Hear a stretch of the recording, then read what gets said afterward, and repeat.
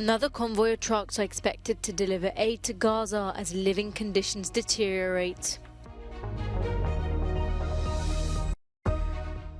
Families of hostages captured by the Hamas militant group plead with leaders in Madrid, Brussels and Washington to help secure their release.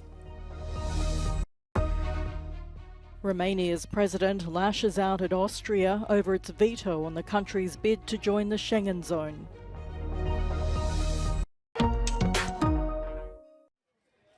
As living conditions deteriorate in Gaza, the UN says a further convoy of aid is expected to be delivered on Friday. Supplies of food, fuel, water and medicine are running desperately low amid Israel's intensive bombing campaign and blockade of the Palestinian territory. In recent days, only a relatively small number of trucks have been allowed to enter, bringing some relief. We have gotten in approximately 74 trucks. We're expecting another 8 or so today. Just to put things in comparison, there were 450 trucks going into Gaza before October 7th. And that was under some very, very strict restrictions in terms of goods being able to get into Gaza. We are down now to approximately 12. So from 450 down to 12. The humanitarian crisis is worsening as more are made homeless by bombing and evacuation. Israel says it is not targeting civilians, but UN agency says more than 1 million have fled and 40% of housing has been destroyed or damaged. Just across the border, the impact of Hamas's attack on October 7th is evident on the empty streets of Sderot.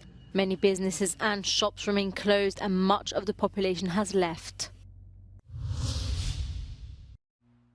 This is video released by Israel's military, said to show troops on the ground in the outskirts of Gaza City, targeting Hamas militants and locations. The operation, the second of its kind in as many days, also involved fighter jets and drones. Israel says it plans to step up the number of ground raids in the Strip in the coming days. Palestinian health authorities say more than 7,000 people, including nearly 3,000 children, have been killed in the Gaza Strip since the start of the Israel-Hamas war on October the 7th. The IDF says its ground incursions are laying the foundations for an all-out invasion against Hamas and to stop their planned attacks on Israel. Families of Spanish-Israeli hostages calling for the safe release of their loved ones from Madrid. This is Mayan Segal Corin. 5 of her relatives are missing, including her mother. They were captured by Hamas militants 20 days ago and are reportedly being held captive in the Gaza Strip. Vine aquí para pedir que España y todo el mundo y las comunidades democráticas no callen y exigen la liberación inmediatamente de mi madre y familia. Some 1,400 people died in Hamas's unprecedented attacks on the 7th of October. Around 200 were kidnapped, including this young woman's father. Recibimos una foto de mi papá con su pijama en Gaza, con 2 terroristas agarrándose de las manos. Other relatives of hostages visited Brussels on Thursday, pleading for the European Union to act. Et j'espère que les pays d'Europe vont nous aider à libérer nos otages, parce que j'ai des amis qui sont toujours vivants. Au moins, on sait qu'ils étaient vivants le 7 octobre. Peut-être ils ont été tués il y a 1 semaine, peut-être ils vont être tués dans 5 minutes. Mais pour nous, aujourd'hui, ce qu'on sait, c'est qu'ils sont toujours vivants. Donc j'espère qu'ils vont nous aider à les libérer et à condamner le Hamas. And in the US, Jewish Senator Chuck Schumer met with families of hostages. According to Hamas, only 4 have been released. The White House says that Russia is suffering significant losses in Ukraine. Russia's army has lost at least 125 armoured vehicles around the Ukrainian town of Advika in the eastern Donetsk region and more than a battalion's worth of equipment. The Russian military appears to be using what we would call human wave tactics, just throwing masses of these poorly trained soldiers right into the fight. No proper equipment, no leadership, no resourcing, no support. It is unsurprising that Russian forces are suffering from poor morale, given all these conditions. Moscow has recently stepped up its attacks on the battlefield in a bid to push the front forward before winter.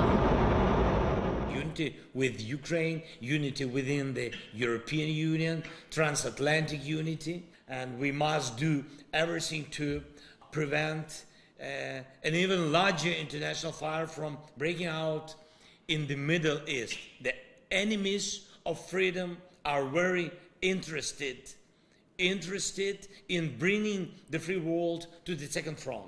Meanwhile, according to Kyiv, the town of Izium suffered a Russian missile strike in which 8 firefighters were injured. After 18 months of grinding conflict, a Gallup poll from October suggests 3 out of 5 people in Ukraine want to keep fighting until they win.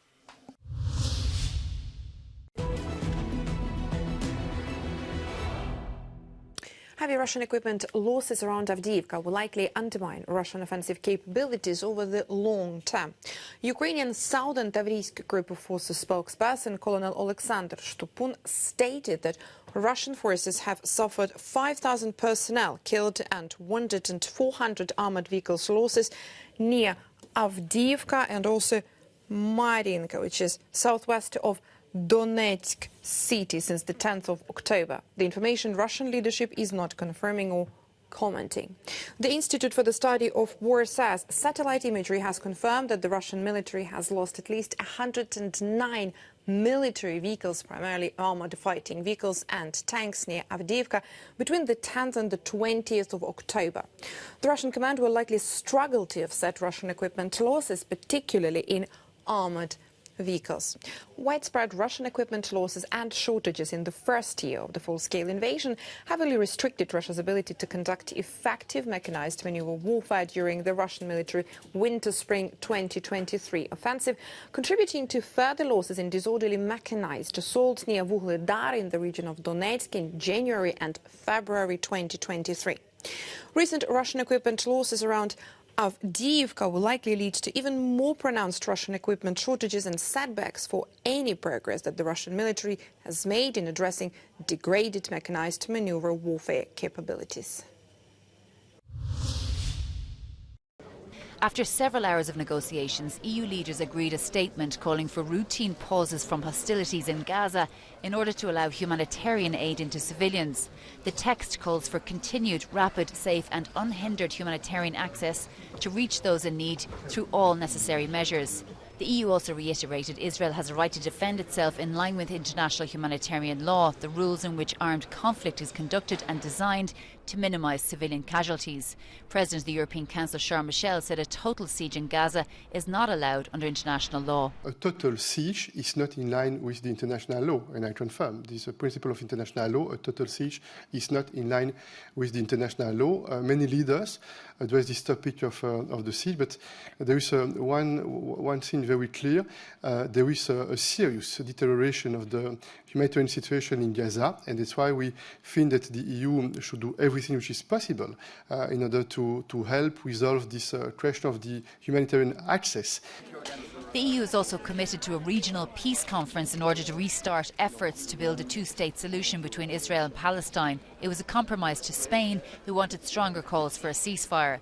They also thanked countries from the region, such as Qatar, that have put pressure on Hamas to release hostages they kidnapped during the attack on Israel. It is of utmost importance to speak with all the actors in the region. And I mentioned before the manifold visits of leaders to Israel, but also to other countries like Jordan or Egypt, for example. And it is very good that this outreach takes place, because we have to do everything possible to prevent a spillover in the wider region. Leaders also discussed a review of the EU budget with the possibility of increasing it to allow more funds for natural disasters, for migration and money for Ukraine. While all member states agree these issues require more funding, there's no consensus of where the money should come from. Shona Murray, Euronews, Brussels. Faced with a surge in migrants and asylum seekers, Bulgarian authorities say their border fence with Turkey is working to keep them out. Sofia wants to join the passport-free Schengen area. Vienna, however, has blocked its inclusion due to an influx of refugees using the Western Balkan route. It also opposes Romania's accession. Austria de fiecare dată spune clar că n-are nimic împotriva României sau Bulgariei, dar se opune extinderii spațiului Schengen în condițiile în care, exact în aceeași ședință, a aprobat aderarea Croației. Deci argumentele sunt cel puțin străvezii. Slovenia, meanwhile, is extending a period of heightened security on its border with Croatia and Hungary. The move comes after Italy announced more police checks on the border with Slovenia due to potential threats tied to the war in Gaza. 2, 1, go! An international gathering for a contest of gathering.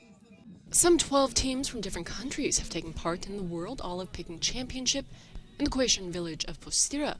The teams, composed of 4 pickers, each had 45 minutes to pluck as many olives as they could. It's cool. I had no idea what to expect when we came here. It's cool to meet so people from so many different countries. It's just a different thing. Also, none of us ever thought we'd get to represent our country in the World Championships. I'm picking what I'm talking. It's actually my first time here in Croatia. It is exciting, and I'm very happy to be here to support this project, which is beautiful. And now let's just concentrate on the olives. Croatia won for the 4th year in a row, with their haul weighing over 48 kilos. Neighboring Montenegro came second. But there were honorable mentions for teams from Germany and Ireland, who did well despite having no tradition of olive growing in their countries.